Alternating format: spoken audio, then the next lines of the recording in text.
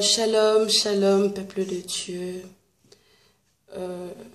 Aujourd'hui, je viens auprès de vous parce que j'aimerais partager un message biblique avec vous. Mais pour commencer, j'aimerais prier avant. Seigneur, je te dis merci pour ce moment. Laisse que ce moment soit béni et que tu sois notre guide. Père, laisse que les paroles qui sortiront de ma bouche ne viennent pas de moi, mais de toi.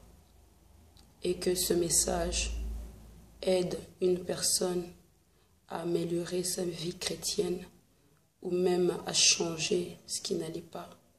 Seigneur, laisse que le Saint-Esprit soit au milieu de nous. Au nom de Jésus-Christ. Amen. Tout d'abord, je suis la sœur Anaëlle. Je viens partager un message dans le livre de 1 Corinthiens 6, 1 à 2. 1 Corinthiens 6, 1 à 2. J'ai lu au nom du Seigneur. Lorsque l'un d'entre vous a un litige avec un autre, comment ose-t-il demander justice devant les injustes et non devant le saint? Ne savez-vous pas que les saints jugeront le monde? Et si c'est par vous que le monde doit être jugé, êtes-vous incapable de rendre de jugement de faibles importances? Voilà notre verset du jour. En fait, le sujet que je m'aimerais développer aujourd'hui, c'est les conflits dans nos églises. Comment gérer les conflits dans nos églises? Parce que nous voyons, nous les peuples de Dieu, nous les chrétiens, nous avons tendance, quand il y a un petit problème à l'église, qu'est-ce que nous faisons? Nous allons directement demander de conseils en dehors de nos pasteurs. C'est-à-dire, nous allons vers les païens, nous allons leur demander conseil, et voire même nous allons raconter des histoires de l'église aux païens. Sans oublier que nous détruisons leur envie de venir au Seigneur. Si un frère t'a blessé, si une sœur t'a fait du mal, qu'est-ce que nous devons faire, nous les chrétiens, nous les enfants de Dieu? Nous devons aller voir nos pasteurs. Tu vas voir les encadreurs, tu lui expliques le problème. Et c'est là que le pasteur trouvera des solutions.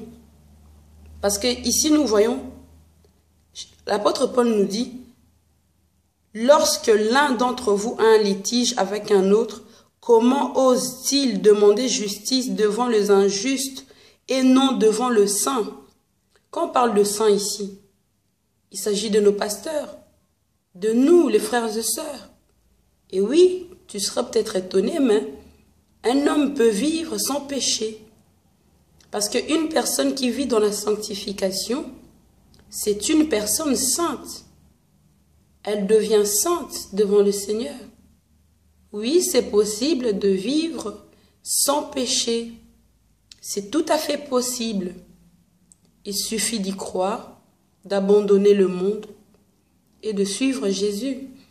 Jésus doit être notre but. Il doit être notre priorité avant tout. Donc, je reviens à mon sujet.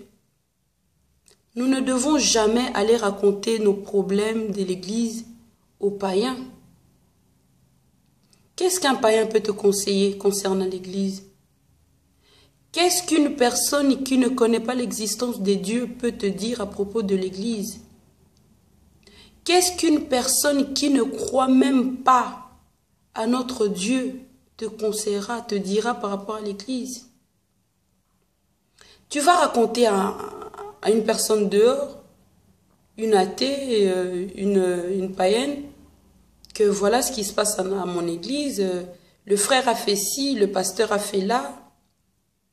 Alors que nous oublions que le problème spirituel, nous devons le régler entre nous, les enfants de Dieu, entre nous les chrétiens. Demande conseil à ton frère, à ta sœur, à ton pasteur, maman pasteur. On est là. Tout le monde est là pour ça. Ils sont là pour ça. Ce n'est pas pour rien que Dieu les a établis. Donc, mon frère, ma sœur, Toi qui as tendance à aller raconter les histoires de l'Église aux païens, il faut abandonner tout cela.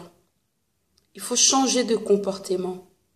Et savoir que s'il y a un problème à l'Église, nous devons aller voir nos responsables. Même dans le monde, nous disons que le linge sale se lave en famille. Ça veut dire qu'une Église, nous sommes une famille. Ce n'est plus la sœur qui vient ici, le frère qui est de là-bas. Non, c'est que nous sommes une famille. Nous devons régler nos problèmes en famille sans aller demander de l'aide aux païens, sans aller expliquer ce qui se passe dans nos églises aux païens. Nous devons être matures. Matures physiques, charnels et spirituellement. Nous ne devons pas être que des chrétiens charnels. Nous devons être des chrétiens spirituels. Parce que dis-moi, qu'est-ce que tu diras si le jour du jugement, l'Éternel te demande « Qu'as-tu fait ?» Tu diras quoi? Non, Seigneur, moi j'étais dans l'église, mais à chaque fois qu'il y avait un problème, j'allais demander des conseils aux païens. Et nous oublions que cette personne-là ne viendra jamais au Seigneur. Parce que nous voyons aujourd'hui, les gens refusent de venir à l'église. Pourquoi? Parce qu'ils disent que dans nos églises, nous avons trop de problèmes. Et que dans le monde, ils sont bien. Dans leur maison, ils sont mieux. Il y en a même qui préfèrent prier à la maison parce qu'ils disent que dans nos églises, il y a des problèmes. Alors que nous devons gérer nos conflits en demandant conseil à nos pasteurs, aux dirigeants, aux enfants de Dieu et régler tous ces problèmes-là. J'espère que ce message aidera au moins une personne. Parce que nous ne devons pas nous comporter comme des païens.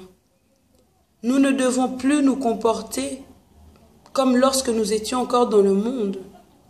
Nous sommes nés de nouveau.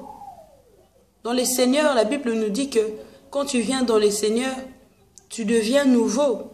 Toutes choses anciennes passent et les choses deviennent nouvelles. Mais non, c'est en la raconter des choses de l'Église aux païens qu'on devient nouvelle. Non.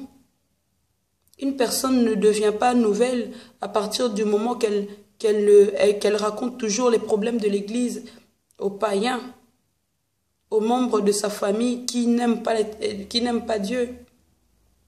Nous devons arrêter tout cela et donner notre vie au Seigneur, le servir totalement. Ne soyons pas de chrétiens charnels. Nous devons être des chrétiens spirituels, de vrais chrétiens. Les païens doivent venir demander conseil, nous demander conseil. C'est eux qui doivent venir nous demander, nous poser des questions lorsque ça ne va pas. Et toi, l'enfant de Dieu, c'est toi qui vas demander conseil aux païens. Qu'est-ce que la personne va te dire? Mais elle va te demander de quitter cette église. Et tu vas faire quoi? Tu vas l'obéir? Nous devons changer nos comportements, nous donner complètement au Seigneur. Et ainsi, nous serons totalement transformés. Je bénis l'Éternel pour ce moment. Et j'espère que ce message a touché au moins une personne. Que Dieu vous bénisse abondamment. Au revoir.